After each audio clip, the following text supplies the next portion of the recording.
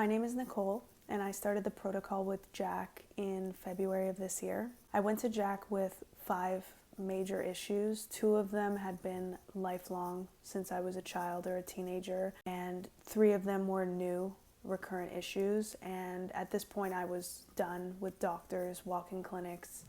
I was slipping through the cracks at my doctor's office. They were passing the buck. They wanted me gone because I was persistent in needing a solution and needing answers and actually getting help, and they didn't want that because they didn't want a patient that had 5, 6 real recurrent issues that required help.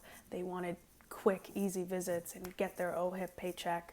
The first one was my strep levels. My strep levels were so high in my blood and my urine because ever since I was a child, I had recurrent strep throat, and I was given antibiotic cycle after antibiotic cycle, and the strep was never clearing. So I always had recurrent strep. But the doctors would chalk it up to, you're susceptible to strep, as opposed to let's rid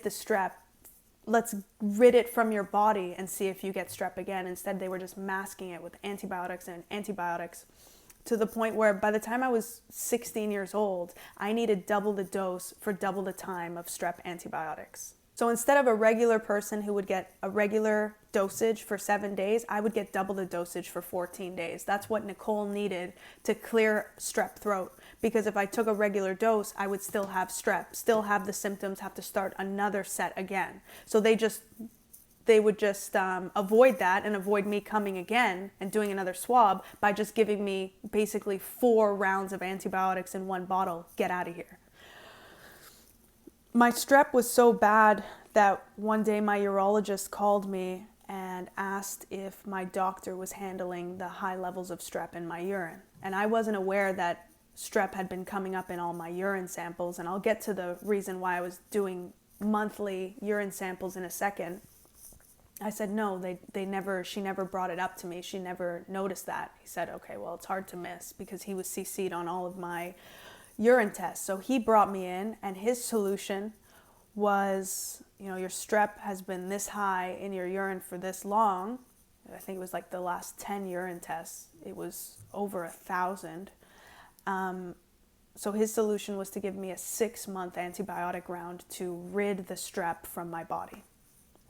And after being on antibiotics for strep since I was 6 years old, 3-4 times a year, now doubling down, I asked him the logical question of, well, if the antibiotics had never cleared it, what's 6 months of antibiotics going to do other than more antibiotic damage? And being on antibiotics straight for 6 months, he said maybe it'll clear it. So he didn't give me any straight answers.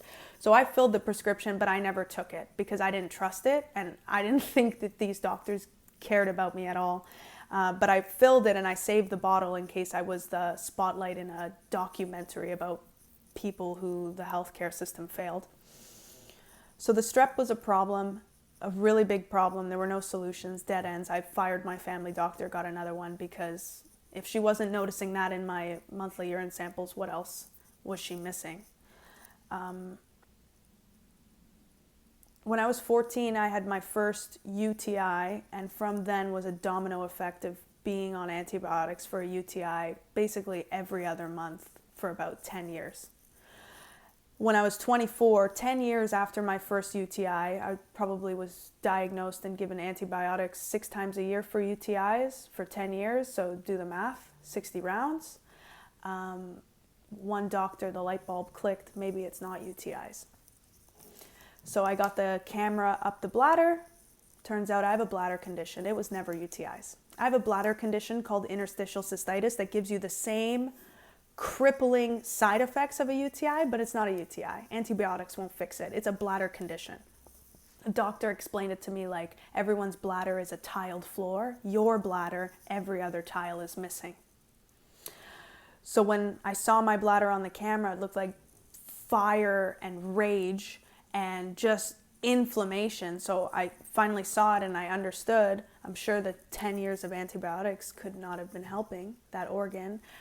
So I was given a prescription, a lifelong prescription to lower the inflammation of my bladder. It wasn't a cure. It wasn't a solution. It was just a mask, and it was just a prescription pill. When I would take this pill, I would fall asleep. I would knock out. I could not stay awake on this pill. If I took my pill and I went out, I would black out after 1 or 2 alcoholic drinks. So finally I decided to Google it, amitriptyline. Turns out it's not a bladder supplement. It's not a bladder medication. It's a rhino tranquilizing antidepressant that has the side effects of, it happens to also lower the inflammation of the bladder. So these are all the solutions being given to me by my doctors assigned to keep me alive and keep me healthy. This is 6 months of antibiotics to clear the strep that 20 years of antibiotics didn't clear. And here's an antidepressant for someone that's not depressed because it happens to lower the inflammation of your bladder. So no root problems were being solved. Nobody cared. I was just a cut of their paycheck because I'm sure they were getting paid when I filled these prescriptions every time. So why not put someone on antibiotics for life or a prescription for life? Sorry, you can see my anger coming out because I'm physically disgusted by doctors.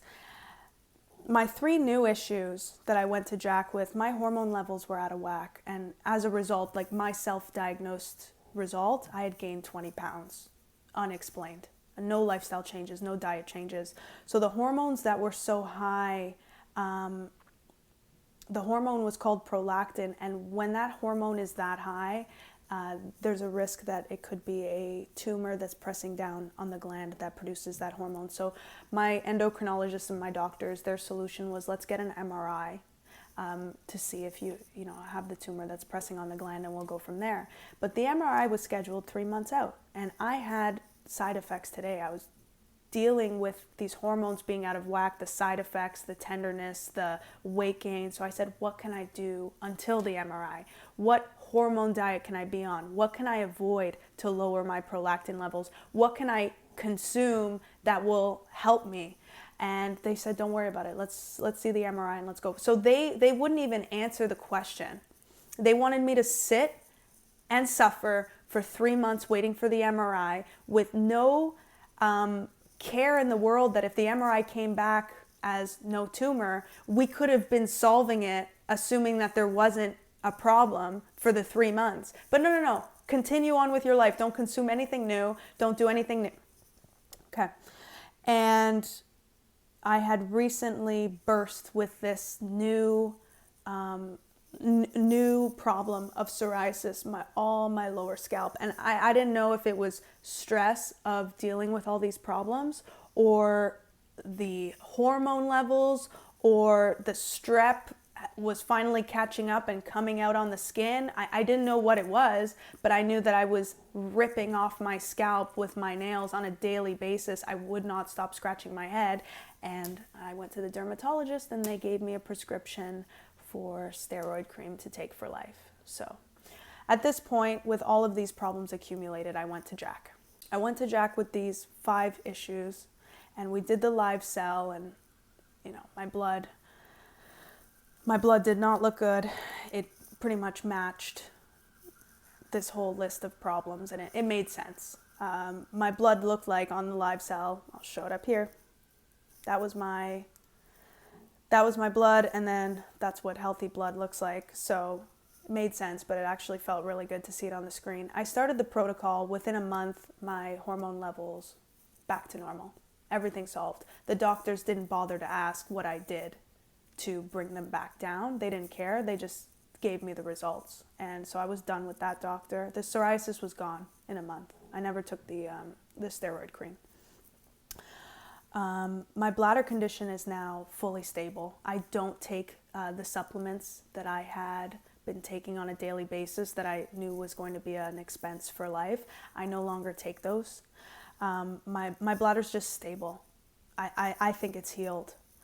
I lost the 20 pounds that I had gained, and my strep after the protocol went down by 1/3. So after 20 years of my strep being that high, being a walking strep molecule, after the protocol went down by 1/3. So I can only imagine by this time next year, I'm sure, after following everything that Jack has me on, that'll be back down to normal. And if he can fix me, he can fix you. If you're done with doctors, go to Jack.